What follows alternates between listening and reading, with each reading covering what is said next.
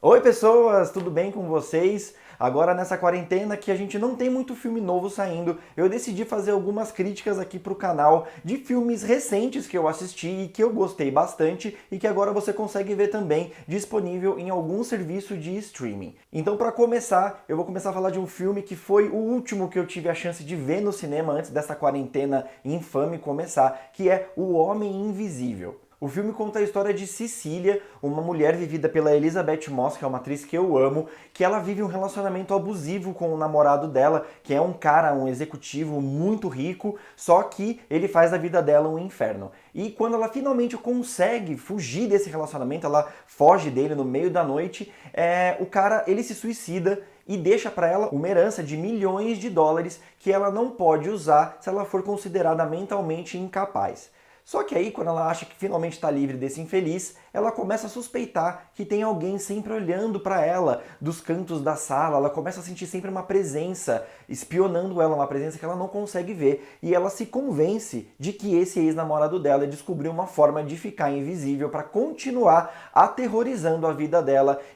infernizando ela de alguma forma. Esse filme originalmente ia ser parte de um universo expandido que a Universal estava planejando, que era o Dark Universe, que basicamente era um universo cinematográfico tipo da Marvel, só que com os monstros que eles têm, tipo Drácula, o monstro do pântano, o Homem Invisível e a Múmia, que foi o primeiro filme que eles tentaram emplacar desse universo compartilhado, que foi estrelado aí pelo Tom Cruise, só que o filme não foi bem, ele naufragou nas bilheterias e as críticas também foram horríveis desse filme, e eles tiveram que mudar os planos. Eles já tinham a ideia de fazer um filme do Homem Invisível, inclusive estrelado pelo Johnny Depp, ia ser também uma super produção, mas eles tiveram que aí reformular o plano porque eles tinham que gastar menos com esses filmes e decidiram também que não iam mais fazer um universo compartilhado, eles iam usar esses monstros aos quais eles têm os direitos intelectuais e fazer filmes individuais desses monstros, de cada um deles, a começar pelo Homem Invisível.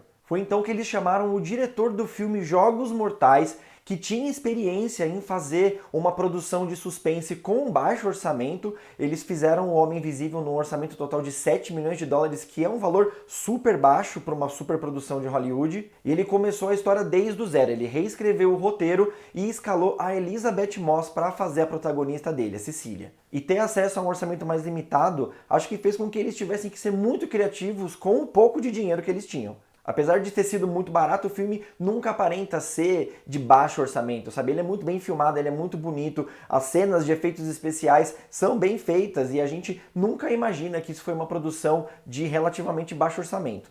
E afinal de contas, eles tinham no elenco a Elizabeth Moss, que é uma das melhores atrizes trabalhando hoje em dia. Eu gosto muito dela, eu sou fã dela desde a época do Mad Men e do Handmaid's Tale, que ela faz a protagonista também, a Fred. E ela é uma atriz que consegue transmitir muita coisa com muito pouco diálogo ou muita pouca coisa acontecendo ao redor dela. Ela tem um sorrisinho sempre meio sarcástico no rosto dela. Eu acho que isso é da própria expressão da atriz, mas você sempre consegue ficar imaginando o que ela está sentindo. Você sempre fica se perguntando o que será que está passando na cabeça dela. Isso funciona para ela muito bem em Handmaid's Tale, que ela está fazendo um papel que ela não pode se expressar com palavras, mas ela tem que passar toda aquela dor que ela está sentindo por dentro. E no Homem Invisível mostrou que ela é uma atriz perfeita para esse tipo de papel, no qual o roteiro não dá tantos diálogos para ela se expressar como ela está se sentindo, mas ela tem que passar tudo aquilo com um olhar. E ela é muito boa, eu amo demais essa atriz. Inclusive, o que eu gosto muito desse filme é que ele consegue contar muito da história dele e mostrar a situação de abuso doméstico que a personagem da Cecília vive, sem precisar explicar isso pra você. Claro que depois ela acaba contando, depois que ela foge do cara, que é a cena de abertura do filme, ela acaba contando pra irmã e pro amigo dela o que ela tava passando ali dentro daquele relacionamento horroroso, mas na primeira cena do filme já deixa claro que ela tá num relacionamento abusivo sem ela precisar falar absolutamente nada. Simplesmente com o que tá acontecendo em cena, com como ela se porta, como ela tá tentando devagarinho se esgueirar para fora da casa. É uma aula de como fazer cinema, aquela cena de abertura desse filme, que diz tanto sem precisar falar quase nada. E eu gostei muito do trabalho que o diretor desse filme fez, que é o Lee Whannell. Ele tem um vilão que ele precisa fazer com que a gente tenha medo dele, mas sem a gente ver. E Ele usa muito bem os movimentos de câmera, o posicionamento da Elisabeth Moss em relação ao quarto, onde ela desconfia que o cara tá lá invisível olhando para ela. Ele cria suspense e cria um terror muito bom sem praticamente mostrar nunca aonde o homem invisível tá, porque afinal de contas ele tá invisível. E o suspense vai crescendo, crescendo, crescendo numa medida que a hora que ele se torna insustentável, tem uma cena que ainda nem é no final do filme, que eu acho que vai ficar conhecido como uma das cenas mais chocantes e impactantes da história do cinema de suspense. Daqui a algum tempo as pessoas vão falar, nossa, lembra daquela cena do Homem Invisível? É muito boa, é uma catarse tão grande que você sente um horror, porque o filme ele nunca fica gráfico na sua violência até esse ponto, ali chegando perto do final do filme, antes do clímax, e aí realmente é um choque tão grande, assim, que eu lembro quando eu tava no cinema, eu fiquei com os pés em cima da poltrona, assim, todo contorcido, e quando eu reassisti o filme agora esses dias, eu sabendo que essa cena ia chegar, eu tive exatamente a mesma reação. É muito bom. E como um bom filme de ficção, né, a gente consegue fazer com que as coisas que acontecem na tela, a história que você está assistindo, tem relação com a realidade que a gente vive aqui na vida real.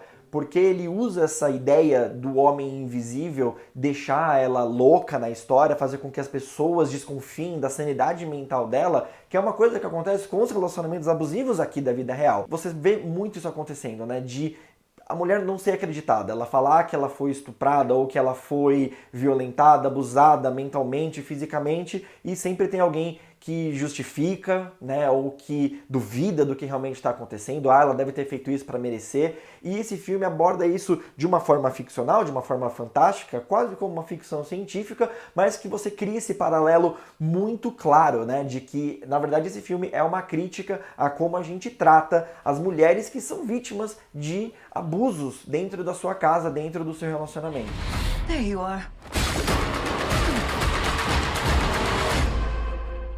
Muito obrigado pela sua visita. Eu vou colocar aqui toda semana alguma crítica de filmes recentes que eu tenha assistido e gostado. E se você gostou desse vídeo, não deixe de se inscrever no canal e clica no sininho para receber as notificações de quando eu colocar novos vídeos. Um forte abraço e até a próxima.